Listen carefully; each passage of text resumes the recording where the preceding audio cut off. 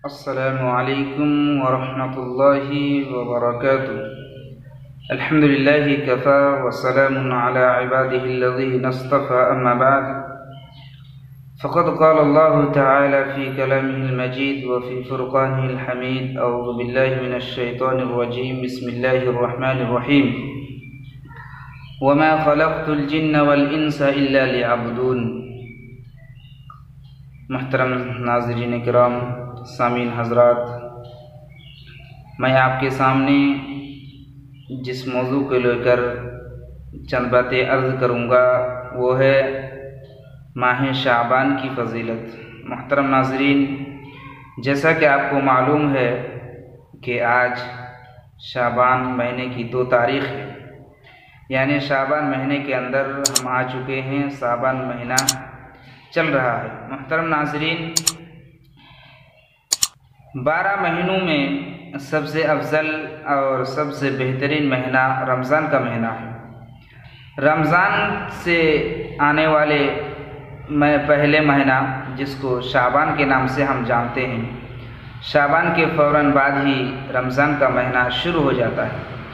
मुहतरम नाज़रीन किराम, अल्लाह ताला के यहाँ महीनों की तादाद 12 है, जिसकी शुरुआत मुहर्रम से होता है और जिसकी इख्तिताम ज़िलहिज्जा में होता है। उसी महीनों में एक महीना शाबान का महीना है। इस महीने की फ़जीलत अगर आज हम देखें मुआशरे के अंदर और किताबों के अंदर, जो किताब मुस्तनद नहीं है उस किताबों के अंदर अगर हम देखें तो इस महीने की इतनी सारी फ़जीलत है, गोया कि रमज़ान के महीने भी इस फ़जीलत से कम है। हालांकि ऐसा नहीं है। मुहतरम नाज़रीन, आप ये बात याद रखें कि सबसे अफजल महीना जो अल्लाह के नज़दीक महीना है वो रमज़ान का महीना है।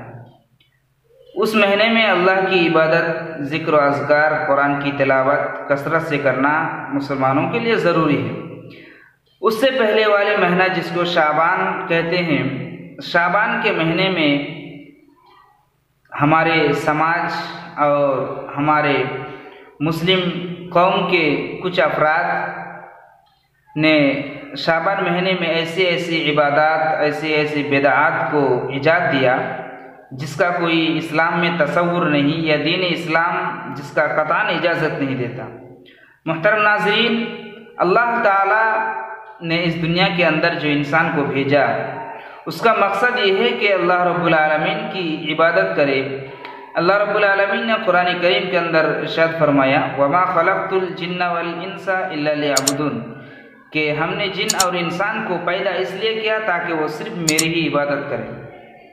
यानी ऐसा नहीं कि सिर्फ शाबान और रमज़ान के महीने में अल्लाह रब्बुल आलमीन की इबादत करे, दूसरे महीनों में अल्लाह रब्बुल आलमीन की इबादत से गाफिल हो जाए, ऐसा नहीं। हर वक्त हर महीने में अल्लाह रब्बुल आलमीन की इबादत करना मुसलमानों के लिए ज़रूरी है। अगर वो ये सोचे कि हम शाबान के महीने में तरह तरह की इबादत करेंगे, रमज़ान के महीने में तरह तरह की इबादत और अज़कार करेंगे, तो हमारा पूरे साल का गोया की इबादत हो गया। ये सोच हमारी गलत सोच है। अल्लाह रब्बुल आलमीन ने दुनिया के अंदर इंसान को भेजा, उसका मकसद क्या है? इबादत है। अगर आज हम अपने मुस्लिम समाज के ऊपर नज़र दौड़ाए तो हम हर काम कर लेते हैं, लेकिन नमाज के लिए हमारा वक्त नहीं, रोज़ा करने के लिए हम कमज़ोर हैं, रोज़ा रखने के लिए हम बीमार हैं, लेकिन दूसरे काम के लिए हमारे कोई बहाना नहीं। हम बीमार का भी बहाना नहीं करते हैं, कमज़ोरी का भी बहाना नहीं करते हैं, लेकिन रोज़े के लिए हम बहाना करते हैं। रोज़े के महीने में तरह तरह की बीमारियाँ आ पड़ती हैं। यह हमारे नियत की खोट है, यह हमारे नियत में जो मनहूस है उसकी अलामत है कि रमज़ान के महीना आते ही लोगों के पास बीमारियाँ आ जाती है, लोगों के पास कमज़ोरी आ जाती है। हालांकि 11 महीना वो ठाट बाट से खाता पीता और जीता है, लेकिन रमज़ान के महीने में वो रोज़ा नहीं रखता है। मुहतरम नाज़रीन, मैं आपसे जो बात बता रहा था वो ये कि शाबान की फ़जीलत, माह शाबान की फ़जीलत के बारे में मुस्लिम समाज और हमारे समाज में जो राइज है वो सरासर ज़ईफ़ हदीसों या जो मुस्तनद किताब नहीं है उस किताबों से साबित है। अगर हम हदीस के अंदर और सीरत और सलफ़ सालिहीन और सहाबा की ज़िंदगी को देखें तो शाबान के महीने की 2 ही फजीलत हमें हासिल होती है। सही हदीस से हमें 2 फजीलत सिर्फ मिलता है। पहली फजीलत हज़रत आयशा रज़ियल्लाहु ताला अन्हा बयान करती है कि अल्लाह के रसूल सल्लल्लाहु अलैहि वसल्लम इस महीना में सबसे ज़्यादा रोज़ा रखा करते थे। यानी 11 महीने के अलावा, रमज़ान के अलावा आप सल्लल्लाहु अलैहि वसल्लम शाबान के महीने में सबसे ज़्यादा रोज़ा रखा करते थे। 2-3 हज़रत आयशा रज़ियल्लाहु ताला अन्हा की हदीस है जिसका खुलासा यह है कि आप सल्लल्लाहु अलैहि वसल्लम, हज़रत आयशा फरमाती हैं कि आप सल्लल्लाहु अलैहि वसल्लम जब शाबान के महीना में रोज़ा रखना शुरू कर देते तो ऐसा मालूम होता कि आप सल्लल्लाहु अलैहि वसल्लम रोज़ा तर्क नहीं करेंगे, रोज़ा नहीं छोड़ेंगे और रमज़ान का महीना आ जाएगा। और ऐसा ये भी फरमाती हैं कि जब आप सल्लल्लाहु अलैहि वसल्लम रोज़ा छोड़ देते तो ऐसा मालूम होता कि आप रोज़ा नहीं रखेंगे यहाँ तक कि रमज़ान का महीना आ जाए। मुहतरम नाज़रीन, इन हदीसों से हमें ये मालूम होता है कि अल्लाह के रसूल सल्लल्लाहु अलैहि वसल्लम सबसे ज़्यादा दूसरे महीनों के मुकाबले में रमज़ान के अलावा शाबान में आप सल्लल्लाहु अलैहि वसल्लम सबसे ज़्यादा रोज़ा रखा करते थे। ये सही अहादीस से साबित है। लिहाजा हमारे ऊपर ज़रूरी है कि हम क्या करें, सबसे ज़्यादा इस महीनों में रोज़ा रखा करें। मुहतरम नाज़रीन, और दूसरी फजीलत जो ये है, जब अल्लाह के रसूल सल्लल्लाहु अलैहि वसल्लम से पूछा कि अल्लाह के नबी आपके अगले पिछले सब गुनाह माफ़ है तो फिर आप इस महीने में इतनी कसरत से रोज़ा क्यों रखते हैं, हालांकि आप दूसरे महीनों में रोज़ा नहीं रखते हैं। तो उस वक्त नबी सल्लल्लाहु अलैहि वसल्लम ने जवाब दिया कि अल्लाह ताला के नज़दीक सालाना आमाल अल्लाह के नज़दीक इसी महीना में ले जाया जाता है। यानी साल में एक मर्तबा अल्लाह ताला के यहाँ बंदे के आमाल पहुँचाया जाता है फरिश्तों के ज़रिए से। वो महीना शाबान का महीना है। जिस तरह आपको मालूम है कि पूरे हफ्ते की बंदे के आमाल एक दिन, जो 2 दिन जुमेरात और पीर के रोज़, ये 2 दिन अल्लाह ताला के यहाँ बंदे के आमाल उठाए जाते हैं और अल्लाह ताला के वहाँ पेश किया जाता है।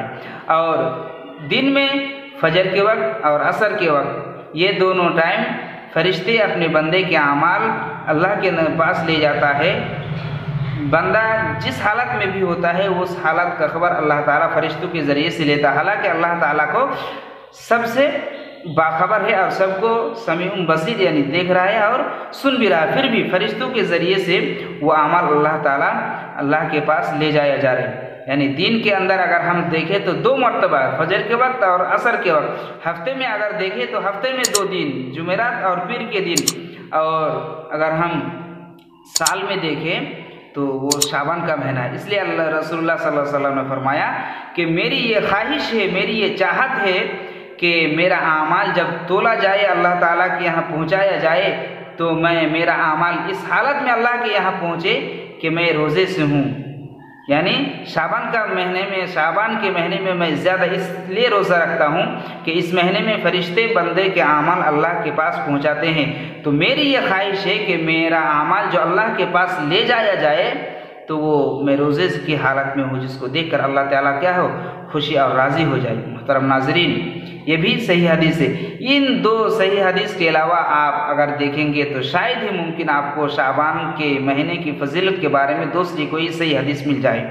मुहतरम नाज़रीन, तो हमारे अगर ये ख्वाहिश है, हमारी ये अगर उमंग है, चाहत है कि हमारे आमाल भी अल्लाह के नज़दीक इस तरह पहुँच जाए, इस तरह पहुँचाए जाए फरिश्ते के ज़रिए से कि हम रोज़े की हालत में हो, हम नमाज की हालत में हो, हम नेक कामों की हालत में हो, तो हमारे ऊपर ये ज़रूरी है, लाजिम है कि हम इस महीने में सबसे ज़्यादा क्या करें, रोज़ा रखें, सबसे ज़्यादा तिलावत क्या करें, ज़िक्र व अज़कार क्या करें, नेक काम बढ़ चढ़ कर करें। क्यों? इसलिए कि इस महीने में अल्लाह के यहाँ बंदे के आमल तोला जाता है। हम अल्लाह ताला से दुआ है कि अल्लाह ताला हमें इस महीने में कसरत से इबादत, अज़कार और तिलावत कलाम पाक करने और रोज़ा रखने की तौफ़ीक़ अता फरमा। इलाहुल आलमीन, हम तमाम मुसलमान गुनाहगार हैं, अल्लाह ताला हमारे गुनाह को माफ़ फरमा। मुहतरम नाज़रीन, इसी मौजू से मुताल्लिक़ शाबान महीने की बिदात व खुराफात और उसकी रोज़े के मुताल्लिक़ रोज़े का जो मसला मसाइल है, इसके बारे में मैं आपको इसके बाद वीडियो आपसे रूबरू हूँगा। अगर आप सुनना चाहते हैं तो आप इस चैनल को सब्सक्राइब करें। अल्लाह ताला से दुआ है कि अल्लाह ताला हमारी गुनाहों को माफ़ फरमा। अल्लाह ताला हमें इस महीने में ज़्यादा से ज़्यादा नेक काम करने की तौफीक अता फरमा।